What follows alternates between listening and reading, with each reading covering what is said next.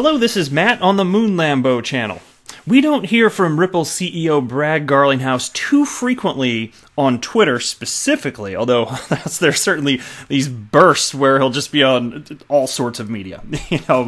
Crypto media, traditional media, news, just live broadcasts on CNN and so forth, the like.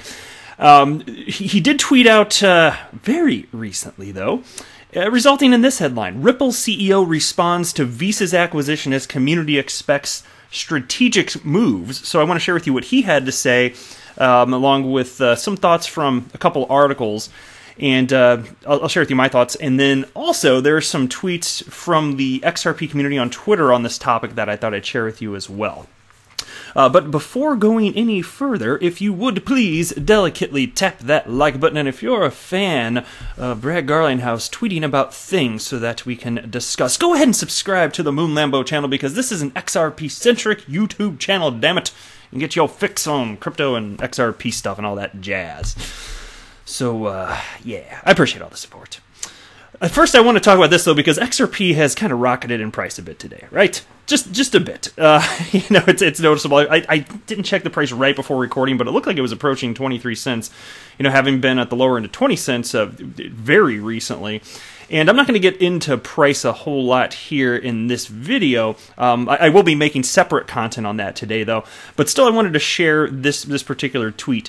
At XRP Dean tagged me and wrote this, so I thought I'd share it with you. Moon Lambo, can you please remind everyone that the entire crypto market, including XRP, is tied to Bitcoin? Yes, there are occasions where coins move on their own, but it is extremely rare. Only news can move it. TA is basically useless. Also, have a good day, Mr. Lambo. Well, thank you very much, Dean, and I hope you have a swell day as well. Okay, so I get where you're coming from, most certainly on this. Absolutely, XRP, along with all altcoins, are tied to the price action of Bitcoin. And the way I always look at it is there are prolonged periods at times, specifically with XRP, where it appears to not be correlated. But don't let those long gaps fool you. If you zoom out on a chart far enough, you will indeed see that there is strong correlation there. And as far as news moving stuff, man, I wish the news moved it more, frankly. Because it seems to me there's all sorts of good news.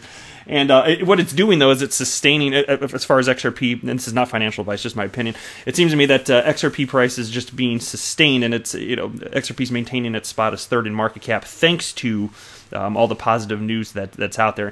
As far as TA, yeah, I always joke about this too, because I totally get where you're coming from, Dean, because I joke that if Bitcoin sneezes, the price of XRP can crash because it's so correlated, right? But I still, my humble opinion, I'm a little bit on a different page than you on this, but I do get where you're coming from. For me, it's more like TA works because it's more about probability of outcomes. But the thing, from my perspective, is that all it takes is a whale to jump in, because crypto markets are so illiquid, and everything TA needs to be reset at that point. And so that's my primary complaint about it. And that's why I think that what you said there is completely legitimate. And so I still think there is something to TA. I genuinely believe that. It's just that it's easier to manipulate this market. And that's my perspective. But let's go ahead and jump in. I'm going to jump into this piece first from crypto media outlet You Today. Ripple CEO expects to see more consolidation in 2020. Community wants big acquisitions. And it's again stemming from this tweet from Brad Garlinghouse.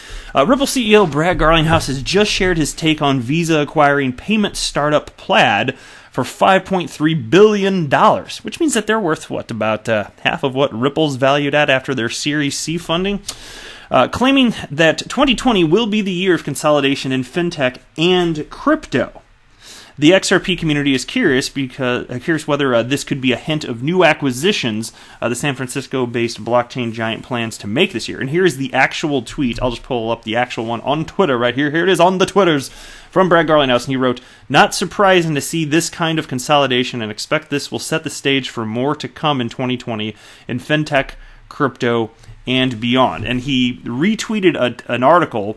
It went to a techmeme.com website, which I was not familiar with, which linked ultimately to this article on CNBC titled "Visa to Acquire Plaid, the fintech powering Venmo and other banking apps in $5.3 billion deal." And they get 3 bullet points that are their key points, so I'm going to run through those real quick rather than delving too deeply into this article because it'd be too time-consuming, I think, and unnecessary for the points I want to get across. So bullet point 1, Visa is buying Plaid in a deal worth $5.3 billion, roughly double the startup's last private valuation.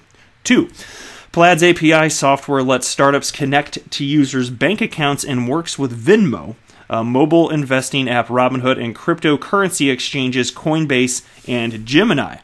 How about that? Visa delving further into anything crypto-related. That's noteworthy, I think. 3, Plaid says 25% of people in the United States with bank accounts have connected to the fintech company through an app. Visa and rival MasterCard were early investors in the startup, along with the venture arms of Goldman Sachs, Citi, and American Express. So let me jump back to the U Today piece now. And they got this little subheading: Visa acquires a fintech giant. Visa, the #1 payments technology company that is responsible for processing 3.4 trillion transactions, has bought Plaid for $5.3 billion. And then they go on to cite some of those facts that I just highlighted there in the CNBC article. So the question is, more acquisitions in 2020. Well, the need for consolidation seems to be the new talking point of Brad Garlinghouse. As reported by You Today, he opined that the world didn't need more than 3,000 cryptocurrencies, and the industry should expect a, quote, migration to quality in 2020. So, presumably, and I did cover that when he made that comment, and presumably the concept behind that is more cryptocurrencies in 2020 will go the way of the dodo. That is, they will go extinct.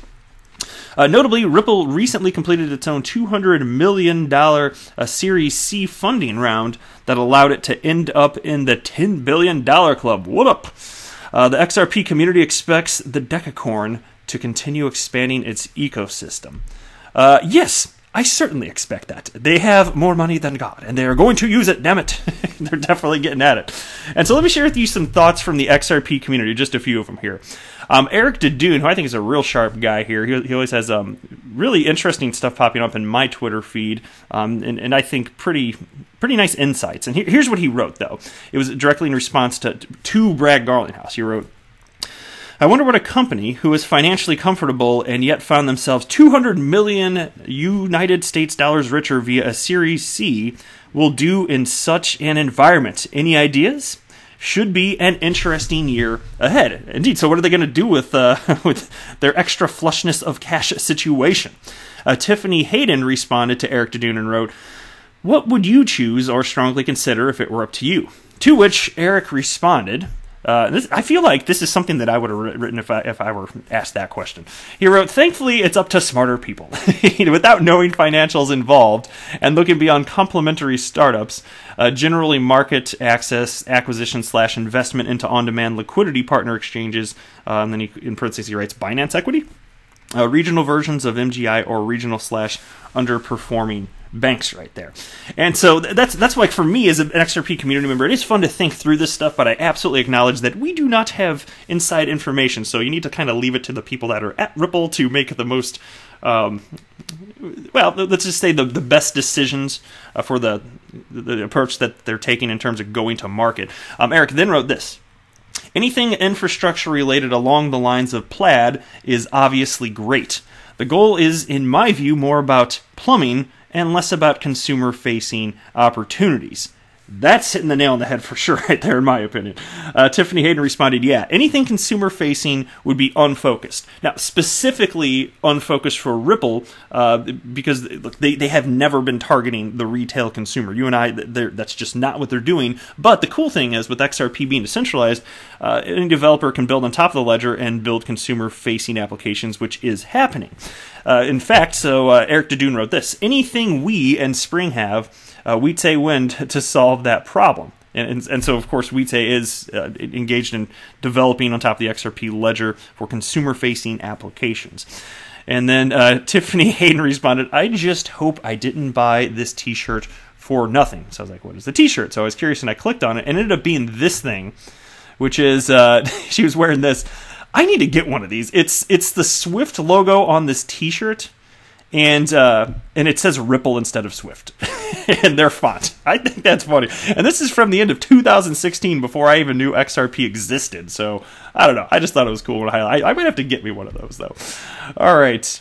I think that's the majority of what I wanted to cover in this particular video. So, fascinating times, and we'll see. I fully expect, given the route that we've seen Ripple go in terms of making at least one acquisition publicly in 2019, and they verbalized the path that they want to go. I expect you can see more of that. Perhaps you will see some more cryptocurrencies go to the way of the dodo, but not enough have.